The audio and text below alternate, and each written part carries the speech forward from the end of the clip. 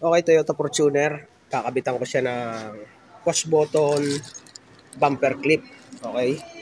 So, ito yun. Makita nyo naman. Tanggalin ko lang sa plastic. Yan. Ito ang itsura ng mga boss. Ang kinuha ni bossing ay silver para hindi siya masyadong halata. Meron kasi nito yung black. Pakita ko lang sa inyo yung bumper. Yan. Angat na angat siya. Ang gagawin ko dyan, lalagyan ko dito ng push button bumper clip. Dito sa part na to. Tapos dito sa kabila, mas malala. Ayan o. Yan ang angat niya. Okay. Yan ang ayusin ko. Tapos kakabitan ko rin siya ng busina. Bush Europa. Pero hindi na yun ang ipapakita ko. Yung bumper clip na lang. Okay. Kakalasin ko na muna ito lahat ng tornilyo. Okay, una natin gawin. Tanggalin muna natin itong ibabaw. Ayan. Mga clip lang yan mga boss. Push nyo lang sa gitna. Mag-a-unlock na yan. Ayan o. Ayan. Ilan lang yan? 1, 2, 3, 4, 5, 6, 7, 8. Pero dito sa dulo dito, iba na yung clip niya. Pang sidings clip na ito. Pinalitan na ni bossing customer. Ayan. Pag nakalas nyo na yan, ayan. Kakalasin naman natin tong grills. Okay?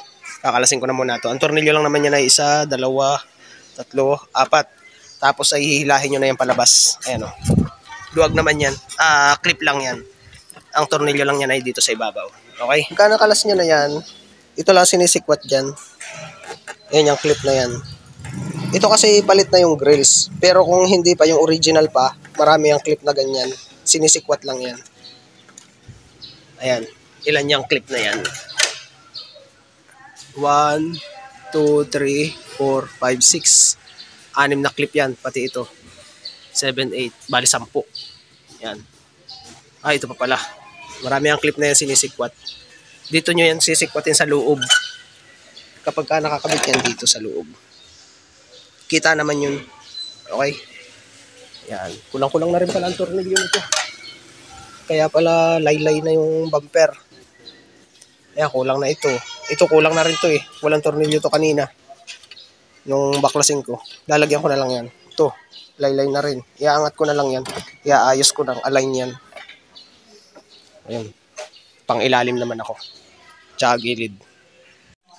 Okay, pag nakalas nyo na yung grills mga boss, ang kakalasin nyo lang dyan mga tornilyo ay ito, 1, 2, 3 dito sa ibabaw. Tapos sunod nyan dito, isang tornilyo na G's, part na to, tapos ay clip lang ito. Sinisikwat lang yan. Pipihitin nyo muna tapos ay sisikwatin nyo. Doon sa kabila, ganun din yun. Dito sa kabila, same lang din yung G's na tornilyo tapos ay clip. Ayan. Tapos dito sa ilalim naman, 3 tornilyo lang yan. 1, 2, 3. 3 tornilyo na yun na G's. Tapos dito sa gitna, 3 din tornilyo yan. Ganito. 1, 2, 3. Tapos dito sa kabila, 3 din yan. Pare-parehas lang yan. Pagka natanggal nyo na yung lahat, okay na yan. Pwede nyo na kalasin yung bumper. Isang buo na yan. Clip na lang lahat yan. Okay, kakalasin ko na muna.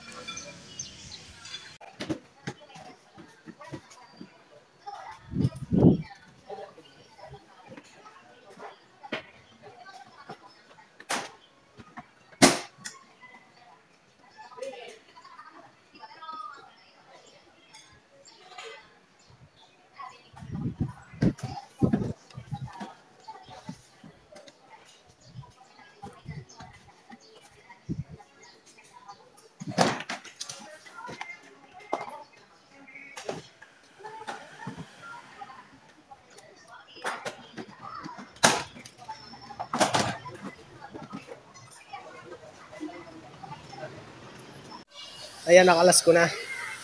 Tignan nyo yung loob ng bumper niya. Ayan. Ito baluktot na. Ito kailangan ko natin para gumanda ang alignment ng ating bumper. Tapos dito pansinin nyo, ginawa na rin siya ng paraan. Kinaskasan na. Tapos walang tornilyo yung headlight niya. So, plano ko dito ko na lang ilagay yung yung fastener clip. Ayan. Doon sa kabila, ganun din. Wala rin tornilyo yung headlight. Kompleto naman sa ibabaw, pero pagdating dito, wala rin tornilyo. Tapos ito, nilagyan lang ng adhesive. Yan. Wala rin tornilyo. Okay. Ito, wala rin tornilyo. Ginawan lang ng paraan. Susubukan ko ilapat pa yan. Gagawa ko ng paraan nito. Pati ito. Mga walang tornilyo. Ginawan lang ng tornilyo ayo. Ginawan lang ng paraan. Ito pa oh. Dito sa kabila tignan ko. Hahapitin ko na lang lahat para maganda. Ayan, ginawa lang nila ng paraan. Gagawa ko ng paraan niya para humapit yung bumper. Ayan, isasagad ko papunta doon. Okay. Okay, naikapit ko na yung yung pinakang tornilyo ng push button clip. Dito ko na sa tornilyohan ng headlight nilagay. Tapos pansinin nyo, in-bend ko siya. Okay. Yan ay binaluktot ko lang. Pagkabaon niya, sinukat ko muna yan. Ito yung clip. Pagkabaon niya, sinukat ko muna. Yan. Okay. Sinukat ko yan dito. Kailangan pantay na siya. Yan. Kasi naka-slant yan eh. Kaya ako binend yung tornilyohanan. Kasi bagay hindi nyo binend, pantay na ganyan. Ay, ang bumper kasi niyan, medyo pa-curve na ganun. Kaya kailangan nyo i-bend. Kailangan pumantayan ng ganyan. Yan, kailangan ganyan ng pantay niya. Yan. Okay. Doon sa kabila, ganun din. Tapos dito, nilagyan ko na yan ng tornilyo. 12 ang ginamit ko. Kasi ang laki ng butas niyan eh. Tapos dito sa kabila, yan, ganun din. I-binend ko yan. Yan. Tinornilyo ko muna. Tapos yung nut na gis, yung kasama niya. Yan. Tapos binend ko yan. Tapos ito, ang itsura din niya.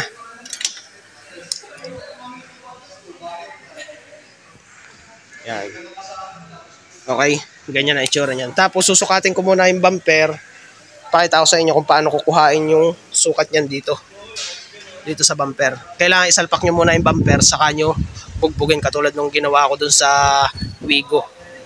Yan, para bumakat yung niya, yung pagtatamaan ng pagbubutasan natin. Okay, ganyan lang yan. Wala na kayong ibang gagawin dyan. Ipalit nyo lang yung tornilyo nung sa headlight. Okay, kakabit ko na muna yung bumper niyan. Tapos ay babakatan ko. Ibabakat ko yan dun sa dun sa bumper. Para sakto yung butas. Okay?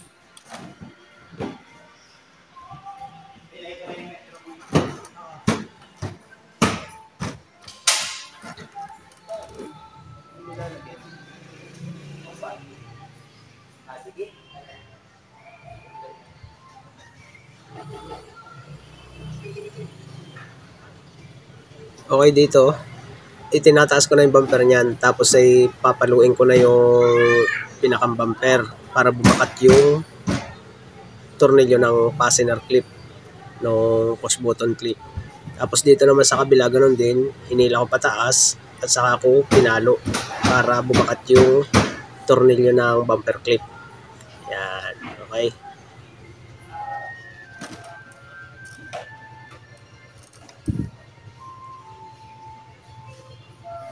Ayan. Kita nyo naman ang ginawa ko. Inihapit ko muna yung mga boss. Kailangan lapat na lapat yan. Ngayon, pagka lapat na yan, dahil nakausli yung ating tornilyo ng clip, paluin niya ng ganun.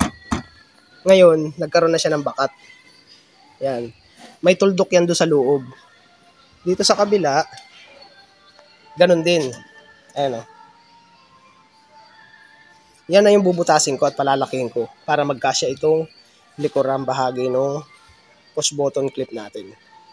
Okay, ngayon, pupull out ko ulit yung bumper tapos ay bubutasin ko na to. Okay, ganun lang yun. Ganun lang maglapat niyan. Okay? Ilalapat natin yan ng pikit na pikit.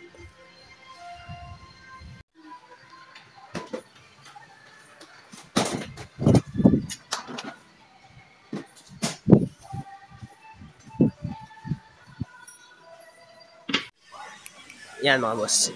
Binutasan ko muna siya ng maliit. Ayan, maliit na drill.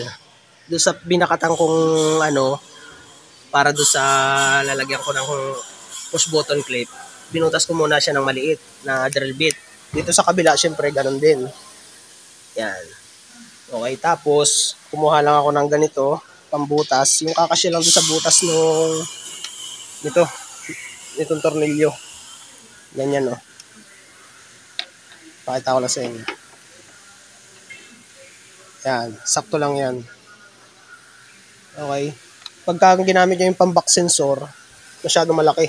Ang ginamit ko dito yung pang-camera na 185. 185 nga ba? Siya, basta maliit lang na ano. Or kung ang gusto nyo gawin ay yung drill bit lang na 12, tapos palakihin nyo lang ng kikil na bilog. Yan, ganyan. Pero ito gagamitin ko na dito. Okay, bubutasin ko na muna siya. Ayan, nabutas ko na. Ganyan ang itsura niya. Titestingin ko lang kung ayan, medyo sikip. Pero sakto lang ito. Kikikiling ko lang yung lampas-lampas para lumuwag ng kaunti. Tapos ito lalagyan ko siya ng ng tornilyo. Asan yung tornilyo nito? Yan. Kailangan pa rin ilagay yung tornilyo sa likod. Okay? Doon sa kabila, sukatin ko din. Ayan. Okay? Kikikiling ko pa ito ng kaunti para pumasok siya ng magandahan. Okay? Kikikiling ko na muna. Yan, nakikil ko na. Kinikil ko lang yung utay-utay. Kauntian lang.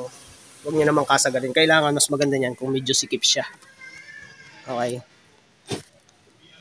Papasok ko na itong ganito. Mas maganda kung medyo sikip. Yan. Yan na yung finish natin ng button clip. Push button. Tapos yung tornilyo niya, syempre, kakabit ko na rin yan. Check natin sa kabila. Naibutas ko na rin ito eh. Naipasok ko na. Yan, yan yung finish natin. Okay. Tutornilyohan ko na lang doon sa likod. Ayan, okay na. Naitornilyo ko na lahat. Itong kabila, kaliwang bahagi, at syempre yung kanan pala. Pang kanan pala yun. Ito yung left side. Ayan, okay na. Ngayon, susubukan ko munang isalpak kung lapat na lapat siya. Malapit na ito. Okay, ayos na mga boss. Dito, ang ginawa ko, ganyan ang style niya. Isagad nyo na yung nag-adjust pa ako dyan eh. Na-testing ko na rin.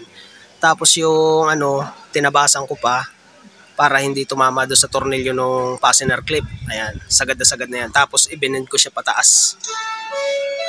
Ayan, kung makikita nyo. Okay, medyo pataas ang ginawa ko dyan. Doon naman sa kabila. Ayan, ganun din. Malaki yung kinat ko dyan sa magkabilang ganyan. Tapos ang ginamit ko lang dyan, may butas na ganito. Ayan, ibinend ko yung pataas na ganun. Ayan. Okay. Ayan. Para hindi tumama yung tornilyuhan niya. Kinat ko yan lahat. Ayan, okay. Sasalpa ko na to. Para diretsyo na ang salpak. Kakabit ko na. Para mabuo ko na yung bumper. Okay na ito. Ipapakita ko rin sa inyo kung paano kalasin. Okay.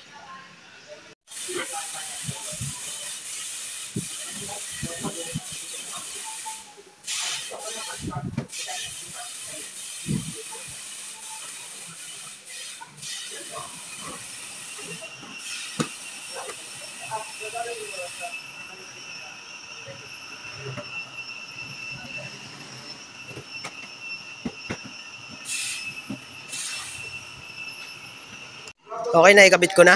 Yan ang finish natin mga boss. Kita nyo naman, lapat na lapat yan. Hindi na siya yung katulad kanina na angat na angat. Dito sa kabila, yan. Ito yung mas malala kanina. Nga ito kanina, ang laki ng awang yan. Yan na yun. Tapos kung paano kalasin niya, ipakita ko sa inyo. Okay, turo ko lang sa inyo kung paano kalasin yan. Pagkakalasin yan, ganito lang. Iangat nyo syempre, tapos pipindutin nyo yung button. Ganun lang. Kita nyo? Tignan nyo yan. Yan yung pinakang ano niya. Pinakang clip. Pinakang ano niya. Sawa ng clip. Tapos pagbabalik niya, ganito lang. Yan. Kailangan pantay na pantay ito. Okay, ayos na yan. Okay, nakita nyo naman kung paano kalasin. Yan, kailangan pantay na pantay itong ano na ito. Yung ibabaw niya. Okay? Yan, hindi na yan basta babagsak ang bumper. Okay? Tingnan nyo dito sa kabila. Ganon din yan. Kung paano kalasin, pag inuna nyo yun, pipindutin nyo lang yan, maaangat na siya. Push button clip yan. Okay? So, bubuhin ko na lahat yan. Tapos ay, kakabit ko na yung busina. So, ayun. Ganon lang. Kakabit ko na rin yung busina. Ayan. Tapos ay lahat ng clip, nadagdagan ko na rin. Pati tornilyo, nadagdagan ko na rin. Mga kulang-kulang ang tornilyo niya, mga boss. Ayan. Nakompleto ko na lahat yan. Tapos dito, dinagdagan ko siya ng washer. Ayan. Kung makikita nyo dito, nilagyan ko siya ng nut na 14. Pati dito, nut na 14 din. Para mas umangat siya, mas lumapat itong part na to. Ayan. Yun lang ang technique dyan. Tapos ito, dinagdagan ko rin ng tornilyo para kompleto na lahat. So, ayun. Bubuhin ko na yung grills. Okay, Toyota Fortuner. Kinabitan ko siya ng push button bumper clip at Bosch Europa na busina. Check natin, final check yung push button clip. Ayan. Kita nyo naman, hindi na yan bubuka. Hindi na yan naangat. Sureball na yan. Okay? Tapos ito yung busina. Bosch Europa. Tinanggal ko na dyan yung stock. Check natin ito. Ayan. Pagkakalasin yan, kita nyo naman kung paano kalasin. Pinipindot lang yan, tapos ay makakalas na yan. Kaya kung kailangan kalasin ng bumper, mabilis lang ding kalasin yan. Okay? So, ayun. Testingin ko naman yung busina. Pakinig ko sa inyo.